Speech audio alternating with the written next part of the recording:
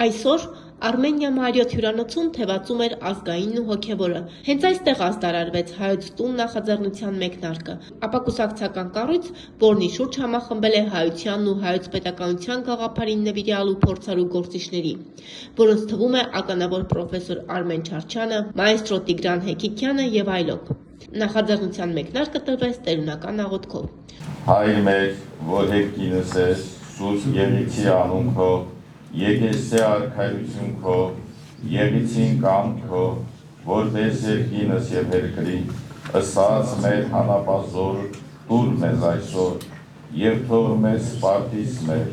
որպես և մենք թողունք մերոց սպարտապանած, և մի տանիրս մեզի փորձություն, այլ փրկյազ մեզի չալեն, զիքոյ արքայություն և զորություն, և փակ հավիտյանս հավիտենից ամեն, ըստ գործս դեռած մերոց ուղիղ արայի մեզ դեր և ըստ գործս դեռած մերոց հաջողիա մեզ ամեն։ Հայաստանի Հանրապետության արտակարգ և լիազոր դեսպան Ռուբեն Կարապետյանը և Հայաստանի Հանրապետության Գիտությունների ազգային ակադեմիայի ակադեմիկոս, պատմական գիտությունների դոկտոր պրոֆեսոր Աշոտ Մելքոնյանն էլ ներկայացրեցին թերևս բոլորին հուզող հարցի պատասխանը՝ ինչու Հայոց տուն և իր ծրագրերը իր առջև դրել հայկական էլիտային համախմբած ապաքաղաքական կառույցը։ Հաշվի առնելով հայոց պետականությանը, ազգային ինքնությանը, հոգևոր և մշակութային արժեքներին սպառնացող մարտահրավերները, մասնավորապես աշխարհակարգի սրընթաց փոխակերպումն ու աշխարհաքաղաքական հակամարտությունների աննախադեպ սաստկացումը, Արցախի բռնազավթումը, Հայաստանի ներքին հակասությունների խորացումը և բնակչության սոցիալական վիճակի հարաճուն վատթարացումը, հոգևոր և ազգային ավանդական արժեքների անկումն ու հայկականության նահանջը, երկրում քաղաքական համակարգի անկատարության համատեքստում կենսունակ գաղափարախոսության բացակայությունը, գիտակցելով Հայաստանի Հանրապետության ինքնիշխանությանը ու հայ ինքնությանը սպառնացող ներքին ու արտաքին վտանգները հաղթահարելու հրամայականը, հայ ժողովրդի անվտանգության ու հայոց պետականության կայացման առաջնահերթությունը, հայության միավորման առաքելությունը կյանքի կոչելու նպատակով ազգային ընտրանու անհրաժեշտությունը, համոզված լինելով, որ Հայաստանի Հանրապետության և հայ ժողովրդի առջև ծառացած գոյաբանական մարտահրավերները հնարավոր է հաղթահարել միայն հայության համախմբման ու ազգային ուժերի գերլարման շնորհիվ միասնական նպատակի հայոց պետության զորացման և իրական համազգային շահերին նպաստող ծառայող հայկական պետականության կայացման շուրջ։ Համազգային խորքային ճգնաժամից հնարավոր է դուրս գալ միայն ազգային ընտրանու համախմբման, Հայաստանի և Սփյուռքի տարբեր բնագավառների փորձառու, կայացած և ազգային դիմագիծ ունեցող գործիչների անմիջական ներգրավման միջոցով։ Ազդարարում ենք Հայոց տուն համահայկական միավորման հիմնադրման մասին։ Հայոց տունը ապակուսակցական կառույց է հայությանն ու հայոց պետականության գաղափարին նվիրյալ և փորձառու գործիչների ներգրավմամբ։ Հայոց տունը առաջնորդվելու է անմնացորդ հավատքով, ազգային արժեքներով ու հայ ոգեղեն ուժի հենասյուներով, միասնությամբ, համերաշխությամբ և սիրով։ Հայոց տունը նախաձեռնելու է անվտանգության, արտաքին ու ներքին քաղաքականության, տնտեսության, բարձր տեխնոլոգիաների, հոգևոր մշակույթի, գիտության, կրթության և այլ ոլորտներում կայացած ու շահագրգիռ հայ մասնագետների միավորումը հայկական պետականության ու հայության ազգային ռազմավարության հիմնադրույթների մշակման նպատակով։ Հայոց տունը նպաստելու է հայ երիտասարդության ներուժի բացահայտմանը, միտված Հայաստանի և հայ ազգի բարգավաճմանը։ Մենք պատմաբաններս, երբ ուսանողներին ներկայացնում ենք հայոց պատմության ամբողջական շղթան, մեզ համար ամենադժվար խնդիրը թերևս պետականության կորստից հետո պետականության վերականգնման համար պայքարի պատմության էջերի ներկայացումն էր։ Եվ հետաքրքրականն այն է, որ ինչպես մեզանում ընդունված է որպես դասագրքային ճշմարտություն, դա շակերտներով եմ ասում, մենք դարեր շարունակ իբր պետականություն չենք ունեցել։ Այո, համահայկական մակարդակով պետականություն չենք ունեցել, բայց այդ պետականությունը անթեղված ձևով կիսանկախ իշխանությունների, իշխանապետությունների, լեռնային համայնքների տեսքով Հայաստանի տարբեր հատվածներում մշտապես գոյություն է ունեցել։ Եվ ամենակարևորը պետականության գաղափարը երբեք մեզանում չի մեռել։ Տեսեք, 18-րդ դարի վերջին այդ դժնդակ դարաշրջանում մեր իրավագիտական միտքը այնպիսի պայծառ արդյունք տվեց, ինչպիսին Շահամի Շահամիրյանի որոգայթ փառածն էր։ Հեռավոր Հնդկաստանում հայ գործիչներ այո մադրասում իրենց խմբակի շրջանակներում տպագրություն կազմակերպեցին, նոր տետրակ, որ կոչի հորդորակը հրատարակեցին եւ վերջապես որոգայթ փառածը, որը պետք է դառնար ապագա Հայաստանի սահմանադրությունը եւ նախանշեր այդ երկրի կառուցվածքը։ 18-րդ դարի վերջին, երբ մարդիկ պատկերացում իշ չունեին հանրապետական կառուցվածքի խորհրդարանական կառույցի վերաբերյալ, հայ իրավական միտքը տվեց այդ պայծառ արդյունքը եւ շատ հետաքրքրական է, որ հեղինակը այն կոչեց որոգայթ փառած։ Ինչու՞, որովհետեւ այդ իշխանությունը,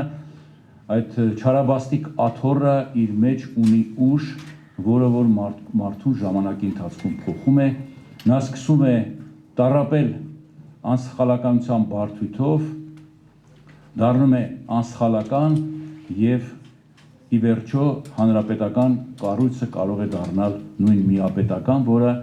Մովսես Բաղրամյանը իր նոր տետրակում կասեր կդառնա այդ միապետությունը հայոց պետականության կործանման գլխավոր պատճառը։ Որոգայթ փառած, որ մարդիկ չընկնեն այդ փառքի որոգայթի մեջ, առաջարկում էր մի համակարգ 18-րդ դարի վերջին, երբ որ այդ ժամանակ կարելի ասել հանրապետական կառուցվածք ուներ թերևս նոր անկախ Միացյալ Նահանգները եւ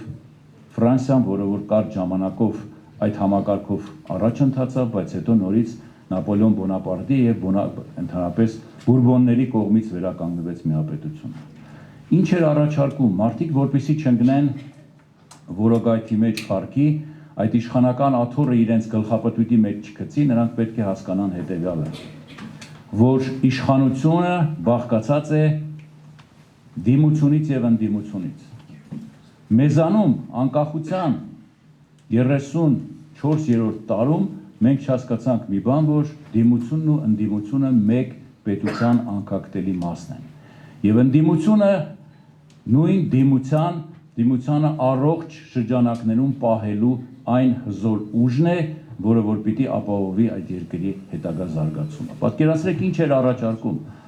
Ընտրական համակարգի ստեղծումից հետո ընտրությունների արդյունքում ձևավորվում է հայոց խորհրդարանը, որին ինքը կոչում էր հայոց տուն, եւ այդ հայոց տունը ստեղծում էր, ընտրում էր մի խորհուրդ 11, 13 տարբեր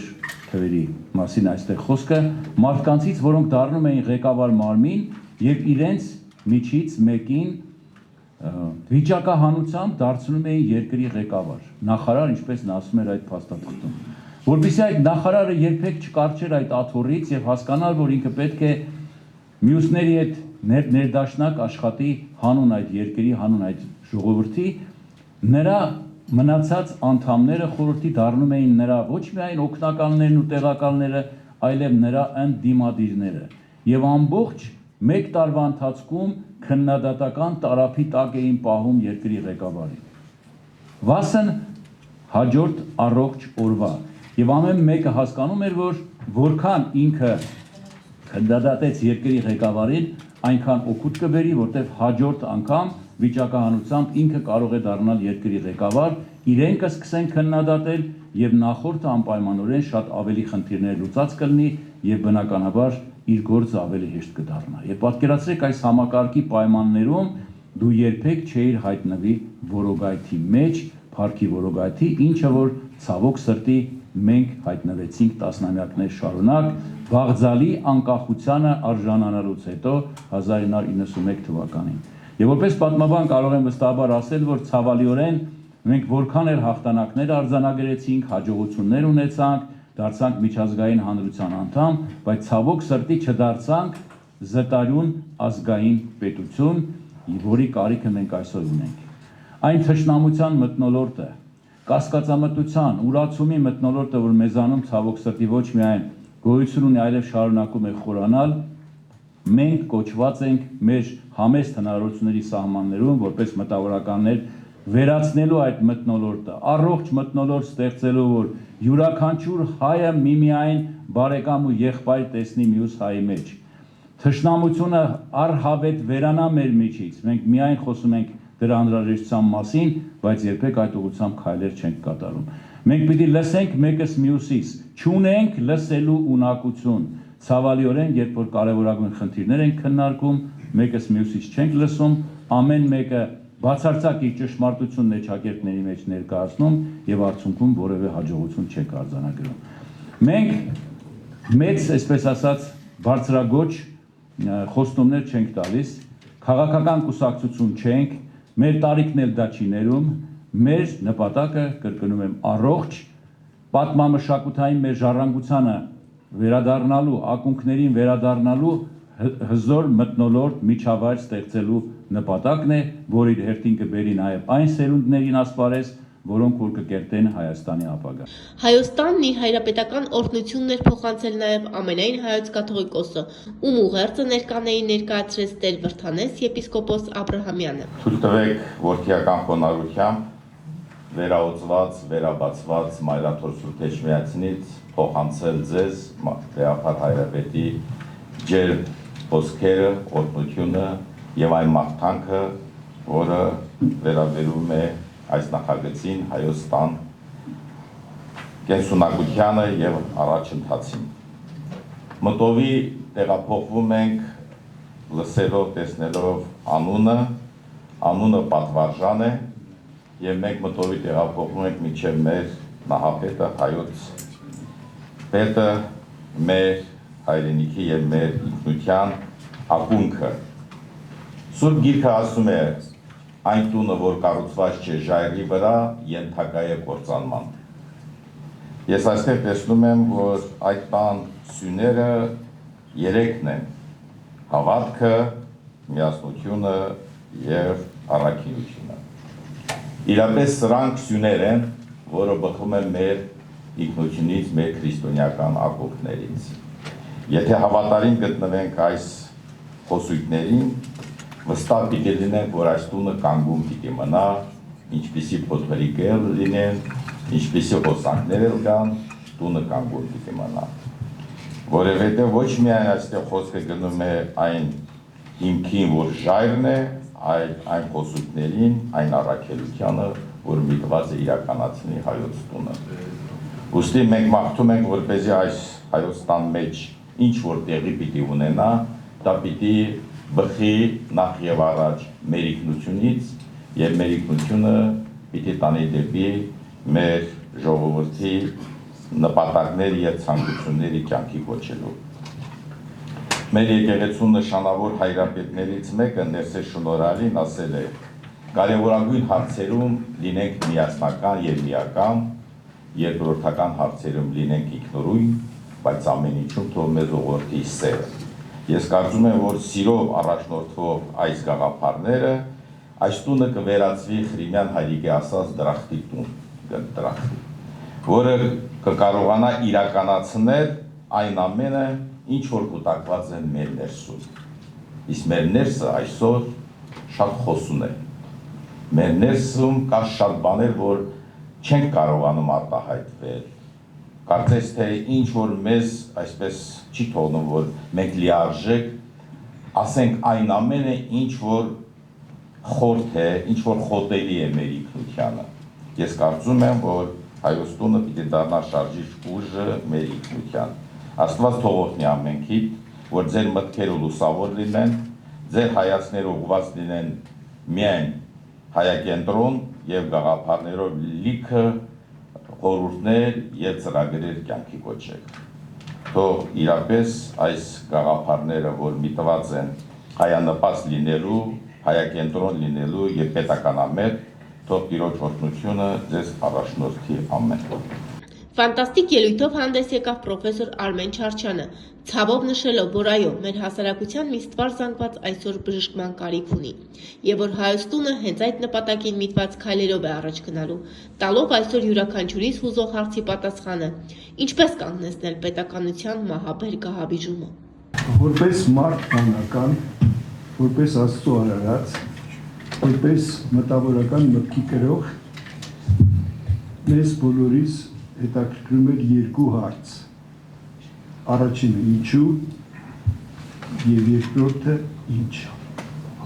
Ինչու եղավ այսպես։ Ինչու այսօր հայազգը կանգնած է իր պատմական զարգացման թերևս ամենացածր աստիճաններից մեկի վրա եւ ինչ պետք է անել, որպեսզի մենք դա հաղթահարենք։ Այդ փրկրտուքներում պատասխանը մեր մոտ թերևս հետևյալն էր. չկա ազգային ընտրանի, չկա ազգային էլիտա, որ կարողանար տալ լուծումներ, առաջարկել լուծումներ, որոնք որ ընդունելի կլինեին բոլորի համար եւ այդ լուծումների շնորհիվ կկարողանայինք մենք ավելի բարգավաճ, ավելի զարգացող երկիր, հայրենիք եւ պետություն կառուցել։ Մեզ համար այդ փնտրտուքների մեջ, անձամբ ինձ համար ազգային էլիտ, ազգային ընտրանին թերևս մի քիչ ավելի բարձր է հնչում, ես կօգտագործեի հետևյալ տերմինը. պատասխանատու առաջնորդություն։ Եվ ինչ է պատասխանատու առաջնորդությունը։ Դա հայրենասեր, հայրենիքի եւ ազգին անուրանելի ծառայություններ մատուցած, վաստակած պետականամետ մտածողությամբ, բարձր կրթական ցենզ ունեցող նվիրալ մարդկանց միավորում է, որոնք ունեն զգալի հանրային արժեք եւ գնահատանք, զբաղեցնում են կարևոր դիրքեր հասարակական կյանքում ազդեցիկ եւ քաղաքական, տնտեսական, սոցիալական, մշակութային եւ այլ բնագավառներում, ունակ են ձևավորել հանրային կարծիք, ազգային պետականամետ գաղափարախոսություն եւ ռազմավարություն, պաշտպանել հայ ինքնությունը եւ հայի գենետիկ կոդը, ըստ այդմ կարողություն ներազդելու եւ ուղղորդելու կառավարող համակարգի եւ իշխանությունների գործողությունները իբարս պետականաշինության եւ ազգային առաջընթացի։ Նպատակներ, ինչ նպատակներ ունենք մենք, ըստ իս, դա պետական եւ ազգային շահերի, համամարտկային եւ ազգային արժեքների, հայի ինքնության եւ գենետիկ կոդի պաշտպանության, հասարակական բարեկեցության եւ առաջընթացի խթանումն է։ Պատասխանատու առաջնորդության նպատակները միշտ պետք է համահունչ լինեն երկրի եւ հասարակության ընդհանուր շահերին։ Եվ քանի որ նրանց աշխատանքները որոշում է երկրի եւ ազգի ճակատագիրը, զարգացման ուղին եւ ի վերջո ապագան։ Ինչ խնդիրներ ունենք։ Հայոց տունը մենք պատկերացնում ենք դա ընդհանուր տանիք։ Հայոց տան դռները բաց են բոլորի առջև։ Բոլորն են մտնում Հայոց տան կազմի մեջ, բոլորն են այդ տանտանիքի տակ։ Ըստ մեզ այս պահին, քանի որ առաջնորդությունները եւ մարտահրավերները փոխվում են, այս պահին պետք է հետեւյալ սենյակներ ունենանք, առնվազն սենյակներ։ Ես ձեզ ցույց տամ մոտավորապես այդ սենյակների կառուցվածքը, հա, պետք է ունենանք հետևյալ սենյակները. ազգային եւ հոգեվոր արժեքներ, ազգ, պետություն, եկեղեցի, հայ ինքնություն, համահայկական միասնություն, կարելի է փակագծերի մեջ գրել ցանցային ազգ, ազգային մշակույթ, փիլիսոփայություն, գաղափարախոսություն, դոկտրին, պետականամետ եւ ազգային, անվտանգություն, արտաքին քաղաքականություն, իրավունքի գերակայություն, տնտեսական եւ սոցիալական քաղաքականություն, այդտեղ խիստ կարեւոր է քվանտային զարգացումը, գիտություն եւ կրթություն, նորարարական տեխնոլոգիաներ դա արհեստական բանականության կիրառմամբ եւ երիտասարդություն հայրենասեր սերունդ դաստիարակելու գործընթացը։ Ես նորից կրկնում եմ, որ սա զուտ ներազգային գործընթաց է, սա զուտ ներազգային ինիցիատիվա է եւ որևէ քաղաքական տար, որևէ հավակնություն ոչ մեկիս մոտ այստեղ նստածների մոտ չկա։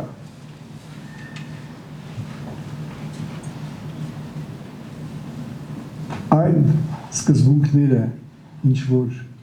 մշակված է բնության կողմից եւ ինչ որ կիրառվում է բժշկության մակարդակում, ես արդեն դա որպես բժիշկ եմ ասում, ընդունելի եւ կիրառելի է սոցիալական մակարդակում։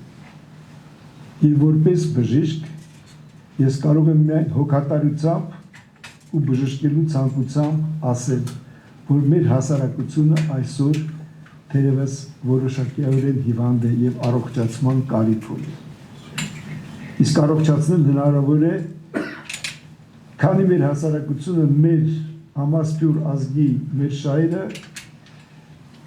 իրար հետ կհամընկնեն եւ կստեղծեն առողջ բջիջներ։ Դրանք պարզապես պետք է համախմբել եւ ուժ հաղորդել եւ ուղղություն հաղորդել, զարգացման ուղղություն հաղորդել այդ համախմբումներին։ Ես իմ թերևս ամենասիրած նամակներից երկուսն են։ Ես երկու դուստր ունեմ եւ երկու մեծերի նամակներ իրանց դուստրերին։ Առաջինը Չարլզ Սպենսեր Չապլինի նամակը, Չերալդինային, եւ երկրորդը Ալբերտ Էյնշտեյնի նամակը դստերը։ Այդ երկրորդ նամակը շատ կարեւոր է։ Երբ որ մեծագույն գիտնականը ասելով, որ ինքը հարաբերականության եւ հավանականության տեսության հեղինակն է, կարողացել է դրանք հայտնաբերել, սակայն չի կարողացել ամենակարևորը հայտնաբերել, չի կարողացել սիրո ֆորմուլան հայտնաբերել եւ ամենամեծ ուժը դա սերն է եւ կլինի մի օր, ես ցույց եմ, որ սիրո ռումբը կպայթի հասարակության մեջ եւ կոչնչացնի զազրախոսությունը, կոչնչացնի չարամտությունը եւ կլինի երկիրը, կլինի ազգը, կլինի մարդկությունը սիրո տիրապետության տակ։ Մեր սկզբունքները իբարս են եւ ոչ իհեճուկս սիրո եւ արարչության սկզբունքները։ Շնորհակալություն։